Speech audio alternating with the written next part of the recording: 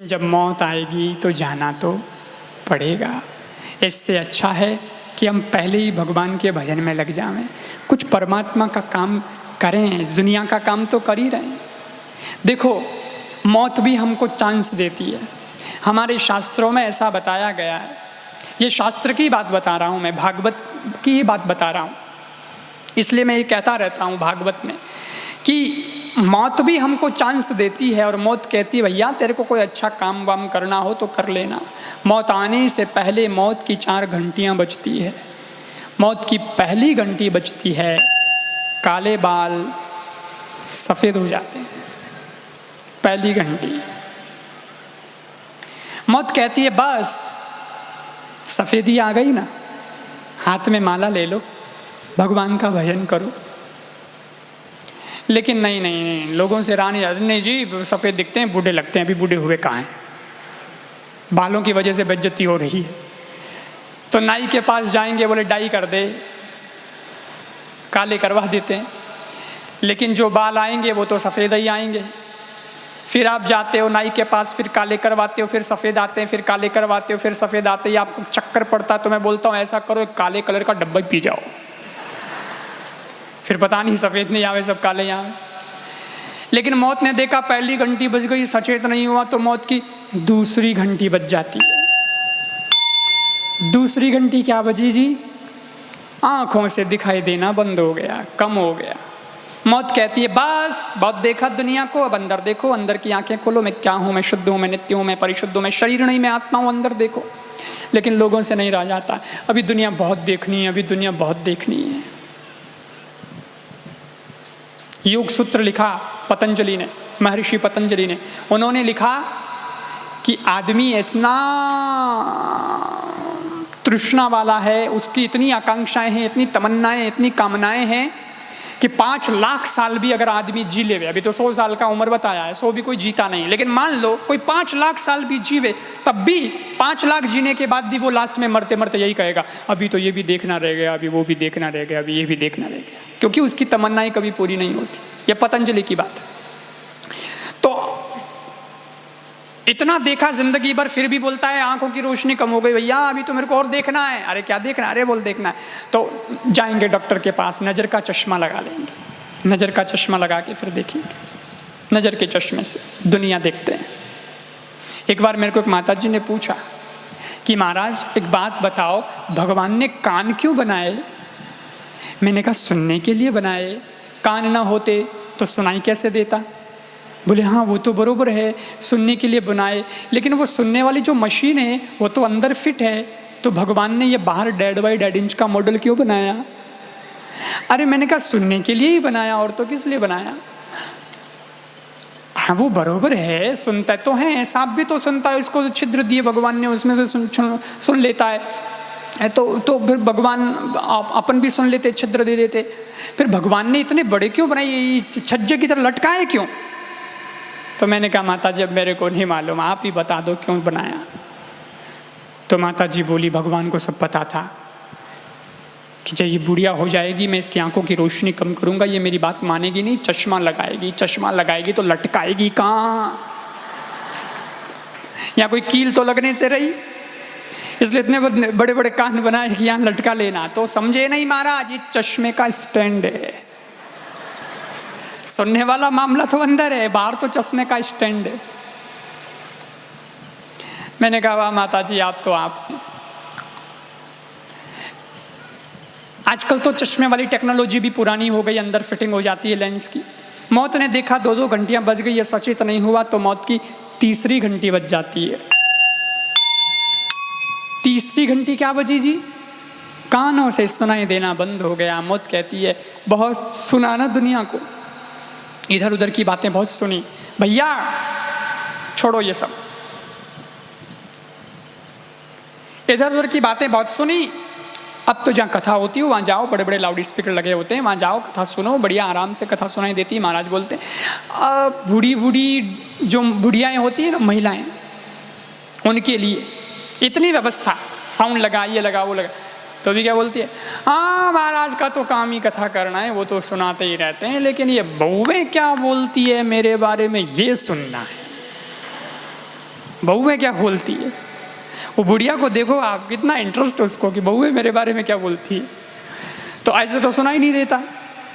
तो जाएगी डॉक्टर के पास, डॉक्टर साहब पैसा जितना लगे उतना ले लेना, लेकिन कानों में सुनने वाली मशीन लगा दो, सुनाई बराबर देना चाहिए।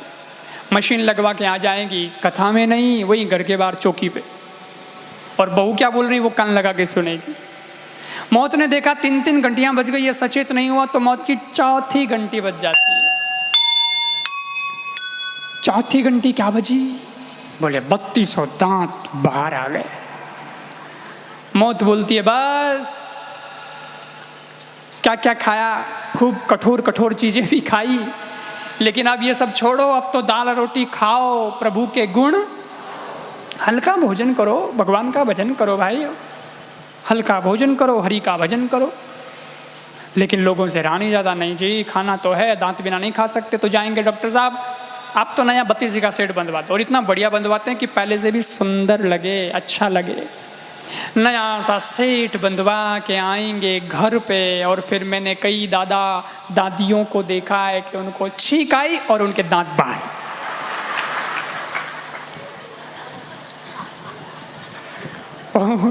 उनके पोते पोती वो जो है दांत ही ढूंढते रहते हैं। क्यों आप लोगों की हंसी भी कुछ एक्सपीरियंस बता रही। दादी तेरा सेट बाथरूम में पड़ा था, दादा तेरा वहां पड़ा था, वो धो धा के वापस लगा लेंगे, लेकिन नहीं करते भजन, नहीं करते पूजन, नहीं लेते माला हाथ में। मौत ने देखा 4 घंटियां बज गई, ये सचेत नहीं हुआ, तो 5वां तो फिर घंटा बज जाता है। 5वां घंटा क्या बजा? बोले राम नाम सत्य है, गोविंद नाम सत्य है। आदमी चला जाता है, बस पीछे बातें रह जाती है, लोग जाते देखते हैं राम नाम सत्य है और मुर्दा बड़ा मस्त है। लेकिन जाना तो होगा। इसमें मैं एक ही बात सार में आपको समझाना चाहता हूं कि हमारी अर्थी उठे उससे पहले जिंदगी का अर्थ समझ लेना, और सज्जनों हमारी अस्थियां बिखरे उससे पहले प्रभु में आस्था जगा लेना। बस इतना करना।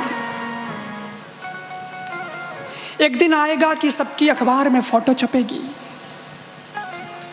सबकी फोटो छपनी है, और एक स्पेशल उसकी जगह होती है, उसमें वो छपती है। लेकिन वो फोटो छपेगी, वैसे तो छपती है, लेकिन वो फोटो जब छपेगी ना तो उसको हम नहीं देख पाएंगे, जिसकी छपी है वो खुद नहीं देख पाएगा, क्योंकि वो मरने के बाद छपती है। अलग से एक शोक संदेश का कॉलम आता है ना अखबार में, उस ब्लॉक में वो फोटो छपती है। तो मैं आपसे ये कहना चाहता हूँ कि अखबार में रोज रोज शोक संदेश की लिस्ट देख के एक आइडिया आया, तब मैं आपको बताना चाहता हूँ कि ये विचार बहुत काम का है कि अखबार के पेज के शोक संदेश के कॉलम में आपकी फोटो छपे, उससे पहले अपने दिल में अपने परमात्मा की फोटो छाप लेना। जिंदगी का कायाकल्प हो जाएगा। जिंदगी महज गंदगी ही ना बने, जिंदगी प्रभु की बंदगी बने। ये जीवन होना चाहिए। तय है कि जाना तो है, ये तो तय है। कई लोगों को तो बड़ी अक्कड़ होती है, हाँ पड़ोसी गया है, ये गया है, सामने वाला गया, पीछे वाला गया, हम तो 7 पीढ़ी जाइए। सबको जाते हुए देखता है आदमी, फिर भी सोचता है अरे हमने दीपक को बुझते हुए देखा है, हमने पेड़ों को हरे भरे देखा है तो पेड़ों को सूखते हुए भी देखा है, हमने नदियों को सूखते हुए देखा है और हजारों नहीं लाखों इंसानों को मरते हुए देखा है। लेकिन इतना होने के बावजूद भी आदमी सज्जनों अक्कड़ में बैठा है कि मेरा तो कुछ भी नहीं होने वाला है। मैं आपको आंकड़े देता हूं कि हर रात 1 लाख आदमी कम हो जाते हैं पूरी दुनिया में। कोई सोया तो 1 लाख आदमी ऐसे हैं जो सोते ही रह गए, वापस उठे ही नहीं। एक दिन अपना भी नंबर आना है और इस धरती पर लेट जाना है। हम भी राख हो जाएंगे, खाक हो जाएंगे, जाना तो होगा। लेकिन फिर भी आदमी सोचता है हम यहीं रहने वाले, हम परमानेंट नहीं हैं। धर्मशाला में जाते हैं ना, तो धर्मशाला में क्या होता है, कमरा बुक करवाते हैं, 5 दिन 10 दिन 15 दिन रहना है, तो कमरे में रहते हैं, बोलते हैं ये मेरा कमरा, मेरा नंबर, बोले मेरा नंबर, वो 40 नंबर कमरा मेरा। लेकिन वो 40 नंबर कमरा मेरा 10 दिन के लिए ही होता है, और हमको भी मालूम है कि 10 दिन से ही 10 दिन के लिए अपना है, 11वें दिन कोई और मालिक होगा उसका।